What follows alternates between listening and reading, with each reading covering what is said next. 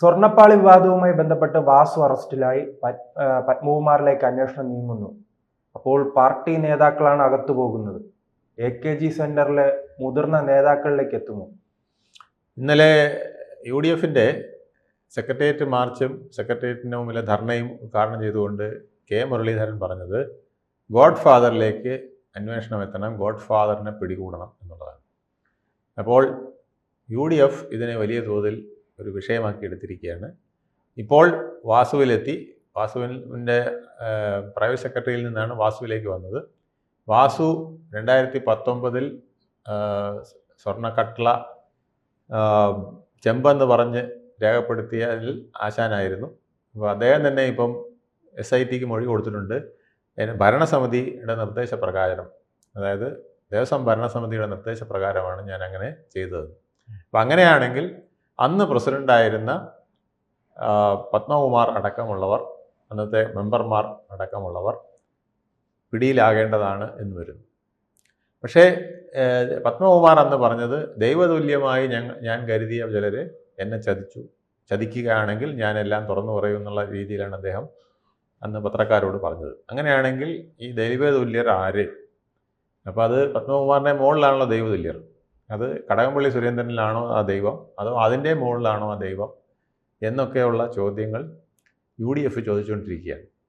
അപ്പോൾ അവർ ഉന്നമിക്കുന്നത് AKG സെൻറ്ററിലെ പ്രമുഖരെയും മന്ത്രിസഭയിലെ പ്രമുഖരെയും മുഖ്യമന്ത്രിയെയുമാണെന്നുള്ളതാണ് വ്യക്തമാകുന്നത്.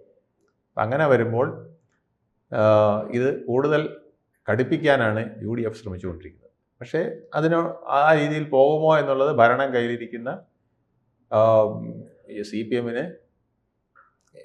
യാതൊരു വിധത്തിലും പേടിക്കേണ്ടതില്ല എന്ന്. പ്രത്യേകിച്ച് തെരഞ്ഞെടുപ്പ് ഘട്ടത്തിൽ അങ്ങനെ ഒരു അന്വേഷണത്തിലേക്ക് പോകാൻ സർക്കാർ അനുവദിക്കുമോ? ഒരു കാരണവശാലും പ്രതിരോധിക്കും. അതിന് ഏതെങ്കിലുമൊക്കെ തടയിടാൻ പറ്റുന്ന തടയിടും. ഇപ്പോൾ പത്മകുമാർ തന്നെ 2 പ്രാവശ്യം SIT വിളിച്ചിട്ടും പോയില്ല. കല്യാണം, മരണം എന്നൊക്കെ പറഞ്ഞുകൊണ്ട് അദ്ദേഹം മാറി നിൽക്കുകയാണ്. ഇനിയിപ്പോൾ പോലീസ് അറസ്റ്റ് ചെയ്യും, അല്ലെങ്കിൽ അതിനു മുമ്പ് ചെന്ന് ഹാജരാകണമെന്നുള്ള അവസ്ഥയിലെത്തിയിരിക്കുകയാണ്. ഇന്ന് ചിലപ്പോൾ ഹാജരായേക്കുമെന്ന് പറയുന്നു. ആ വിധത്തിലാണ് കാര്യങ്ങൾ നീങ്ങുന്നത്. എന്തായാലും SITയെ പൂർണ്ണമായും സ്വാധീനിക്കാൻ സർക്കാരിന് കഴിയില്ല. പക്ഷേ SIT വിചാരിച്ചാൽ പല ലൂപ്പ് ഹോളുകളും ഇട്ടുകൊടുത്ത് സർക്കാരിനെ സംരക്ഷിക്കാനും കഴിയും. അപ്പോൾ സർക്കാരിൻ്റെ ഇടപെടൽ എങ്ങനെയിരിക്കും, ഭരണത്തിലിരിക്കുന്ന CPMൻ്റെ ഇടപെടൽ എങ്ങനെയിരിക്കുമെന്നുള്ളത് നമുക്ക് കണ്ടറിയേണ്ടിയിരിക്കുന്നു. ഗോവിന്ദ മാഷ് പറഞ്ഞത് ഞങ്ങൾ ആരെയും സംരക്ഷിക്കില്ല, അരവാക്ക് പോലും ഞങ്ങൾ ഇതിനുവേണ്ടി ആർക്കും വേണ്ടി സംസാരിക്കില്ല എന്നൊക്കെയാണ്. പക്ഷേ സത്യം അങ്ങനെ ആയിരിക്കില്ല എന്ന് നമുക്കെല്ലാവർക്കും ഊഹിക്കാമല്ലോ. എന്തായാലും പാർട്ടിയിലെ ഈ അന്വേഷണം ഇഴഞ്ഞു നീങ്ങുന്നതായി ഒരു തോന്നലുണ്ടോ? അന്വേഷണം ഇഴഞ്ഞു നീങ്ങുന്നതായി തോന്നുമ്പോൾ ഹൈക്കോടതി ഇടപെടുന്നുണ്ട്. ഇന്ന കാര്യങ്ങൾ പോയി കൊണ്ടുവരാൻ പറയുന്നുണ്ട്. ഇനിയിപ്പോൾ സമയം ചോദിക്കുമെന്ന് പറയുന്നുണ്ട്. അതിന് സമയം ചോദിക്കുന്നത് ഹൈക്കോടതി സമ്മതിക്കുമോ എന്നറിയില്ല. ഹൈക്കോടതി കൃത്യമായ സമയപരിധി കൊടുത്തുകൊണ്ടാണ് എല്ലാ കാര്യങ്ങളും മുന്നോട്ട് പോകുന്നത്. അപ്പോൾ അതിന് എതിരായിട്ട് ഇനി സമയം ചോദിച്ചാൽ അത് അനുവദിക്കുമോ എന്നുള്ളതും സംശയമാണ്. ഇതിൽ പ്രതിയായിരിക്കുന്നത്, അറസ്റ്റിലായിരിക്കുന്നത് ചെറിയ മീനുകളല്ല. CPMുമായി അടുത്ത ബന്ധമുള്ള വാസു അടക്കമുള്ളവർ. അപ്പോൾ ഇതിൽ പാർട്ടിയുടെ ബന്ധം വ്യക്തമാണല്ലോ. പാർട്ടി ഇതിൽ പ്രതിക്കൂട്ടിലായിട്ടുണ്ട്, അത് വ്യക്തമാണല്ലോ. കാരണം വാസു എന്ന് പറയുന്നത് വെറുമൊരു ദേവസ്വം ബോർഡ് ഉദ്യോഗസ്ഥനോ അല്ലെങ്കിൽ അവിടെ യാദൃച്ഛികമായി പ്രസിഡന്റായ ആളോ അല്ല. വളരെ വർഷങ്ങൾ പോലുമല്ല. പ്രശാന്ത് കോൺഗ്രസ് വിട്ടാണ് കോൺഗ്രസ് വിട്ട് വന്നത്. ഇത് CPMന്റെ കൊട്ടാരക്കര ജില്ലയിൽ തദ്ദേശഭരണ സ്ഥാപനത്തിൻ്റെ പ്രസിഡന്റായി, പഞ്ചായത്തിൻ്റെ പ്രസിഡന്റായി തുടങ്ങി അദ്ദേഹം ഗുരുദാസിൻ്റെ അഡീഷണൽ പ്രൈവറ്റ് സെക്രട്ടറി ആയിട്ട് പ്രവർത്തിച്ചു. അത് കഴിഞ്ഞ് ദേവസ്വം ബോർഡ് കമ്മീഷണറായി. ഈ കട്ടളപ്പാളി വിവാദം നടക്കുന്ന 2019 കമ്മീഷണർ അദ്ദേഹമായിരുന്നു. സ്ത്രീ പ്രവേശനത്തിനടക്കം എല്ലാ ഒത്താശകളും ചെയ്ത കമ്മീഷണർ അദ്ദേഹമായിരുന്നു. അതിനുശേഷം അദ്ദേഹം ഈ സത്പ്രവർത്തികളുടെ എല്ലാം ഫലമായിട്ട് അദ്ദേഹത്തിന് ദേവസ്വം പ്രസിഡന്റ് പദവി ലഭിച്ചു. അങ്ങനെ ആ പ്രസിഡന്റ് പദവി ലഭിച്ച് വിശ്രമ ജീവിതത്തിലിരിക്കുമ്പോഴാണ് അയ്യപ്പൻ അദ്ദേഹത്തിന് പിടികൂടിയതെന്നുള്ളതാണ് സത്യം. അപ്പോൾ അതുകൊണ്ട് ആ പിടി മുറുകും. ഇനി വരാൻ പോകുന്ന പിടികൾ ഇതിനപ്പുറത്തേതായിരിക്കും.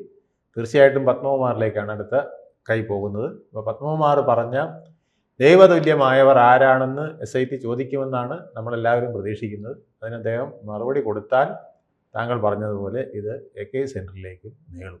ഇത് വരുന്ന തെരഞ്ഞെടുപ്പിനെ ബാധിക്കുമോ? പ്രത്യേകിച്ച് തദ്ദേശ സ്വയംഭരണ സ്ഥാപന തെരഞ്ഞെടുപ്പ് അടുത്ത മാസം പ്രഖ്യാപിച്ചിട്ടുണ്ട്. ഇത് വളരെയധികം ബാധിക്കാനുള്ള സാധ്യതയുണ്ട്. കാരണം ഇത് ഭക്തരിൽ, പ്രത്യേകിച്ച് വനിതാ ഭക്തരിലൊക്കെ വളരെയധികം ഇത് ഒരു വികാരമായി നിലനിൽക്കുന്നുണ്ട്. എല്ലാ ഭക്തരിലും അത് വലിയ വികാരം തന്നെയാണ്.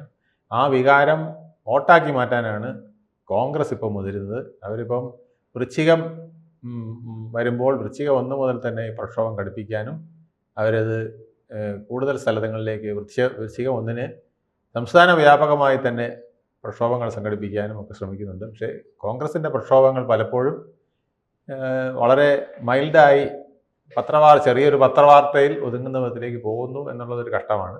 അതുകൊണ്ട് അവർക്ക് അതിനെ എത്രത്തോളം മുതലാക്കാൻ കഴിയുമെന്നറിയില്ല. പക്ഷേ CPM-ന് ഇതറിയാം, ഇത് തങ്ങളെ വലിയ തോതിൽ വേട്ടയാടും.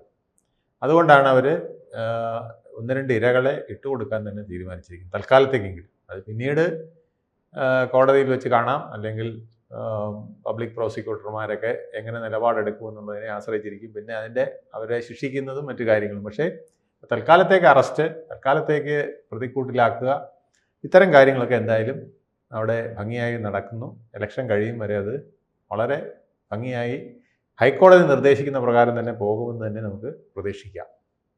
അപ്പോൾ ഇതിൽ കൃത്യമായ അന്വേഷണം നടന്നാൽ AKG സെന്ററിൽ എത്തി നിൽക്കുകയാണെങ്കിൽ ആ ഉന്നതൻ ആരായിരിക്കും? ആ ഉന്നതൻ ആരാണെന്നുള്ളത് പത്മകുമാറാണ് പറയേണ്ടത്. പത്മകുമാർ പറഞ്ഞിട്ടുണ്ട്, ഞാൻ ദൈവതുല്യമായി കരുതുന്ന. അല്ല, പലരും പറയുന്ന വാസു അകത്ത് പോയ സ്ഥിതിക്ക് പത്മകുമാർ രക്ഷപ്പെട്ടെന്നാണ് പറയുന്നത്. അല്ലല്ല, പത്മകുമാർ രക്ഷപ്പെടില്ല. കാരണം വാസു ഇപ്പോൾ പറഞ്ഞിരിക്കുന്നത് ഭരണസമിതിയുടെ നിർദ്ദേശം അനുസരിച്ചാണ് ഞാൻ പ്രവർത്തിച്ചിരിക്കുന്നത്. അപ്പോൾ വാസു സ്വർണം ചെമ്പാക്കിയത്, അങ്ങനെ ഫയലിൽ എഴുതിയത് ഭരണസമിതി പറഞ്ഞിട്ടാണെന്നാണ് പറയുന്നത്. അപ്പോൾ ഭരണസമിതി എന്ന് പറയുന്നത് അതിൻ്റെ തലവൻ പത്മകുമാറാണ്. മറ്റ് CPIയുടെ അടക്കമുള്ള 2 മെമ്പർമാരാണ്. പിന്നെ രണ്ടാമത് വെട്ടിലാകാൻ പോകുന്നത്, അല്ലേ? അപ്പോൾ തീർച്ചയായിട്ടും അതവർക്ക് ഉദ്ദേശിക്കുന്ന രീതിയിൽ പൂഴ്ത്തി വയ്ക്കാൻ കഴിയില്ല. അങ്ങനെ വാസുവിൽ മാത്രം നിൽക്കില്ല. വാസു പത്മകുമാറിനെ കൂടെ പിടിച്ചുകൊണ്ടേ പോകുള്ളൂ എന്നുള്ളതാണ് ഇപ്പോഴത്തെ SIT കൊടുത്തിരിക്കുന്ന മൊഴിയിൽ നിന്ന് നമുക്ക് വ്യക്തമാകുന്നത്. ഇത്രയും വലിയ തട്ടിപ്പ് നടന്നിട്ട് എന്തുകൊണ്ടായിരിക്കും ഒരു മനുഷ്യൻ പോലും പുറത്തറിയാത്തത് ആ ക്ഷേത്രത്തിൽ നിന്ന്? അത്രയ്ക്ക് നിഗൂഢമായിട്ടാണ് അത് നടത്തിയത്. 2019-ൽ ഒരു ഗുണം കിട്ടിയത് കോവിഡ് ഉണ്ടായിരുന്നു. അതുകൊണ്ട് ഒട്ടും തന്നെ അത് പുറത്തു വന്നില്ല. അതിനുശേഷം പിന്നെ നടത്താൻ പോയത് വെളിയിൽ വന്നു. ആ വെളിയിൽ വന്നതാണ് പിന്നെ നമ്മൾ പഴയതിലേക്ക് പോകാനും കൂടെ കാരണമാക്കിയത്. കോവിഡിൻ്റെ കാലത്ത് കട്ടളപ്പാളിയല്ല, സാക്ഷാൽ അയ്യപ്പനെ തന്നെ എടുത്തുകൊണ്ട് പോയിരുന്നെങ്കിലും നാട്ടിലാരും അറിയില്ല. കാരണം ആരും ഇറങ്ങി നടക്കാറില്ല. പിന്നെ ഉണ്ണികൃഷ്ണൻ പോറ്റിയെ പോലുള്ള ചില തസ്കരന്മാരാണ് ഇറങ്ങി നടന്നിരുന്നത്. അവരിതും കൊണ്ട് പോയി സ്വന്തമായിട്ട് മുതലുണ്ടാക്കിയിരുന്നു. പക്ഷെ രണ്ടാമത് വീണ്ടും ആ തെറ്റിനെ ആവർത്തിച്ചപ്പോൾ ആണ് പിടി വീണത്. അതിലാണിപ്പം വെട്ടിലായി നിൽക്കുന്നത്. കൂടുതൽ വാർത്തകളും വിശേഷങ്ങളും നിങ്ങളിലേക്ക് എത്താൻ ABC മലയാളം സബ്സ്ക്രൈബ് ചെയ്യുക, ബെൽ ബട്ടണും അമർത്തുക.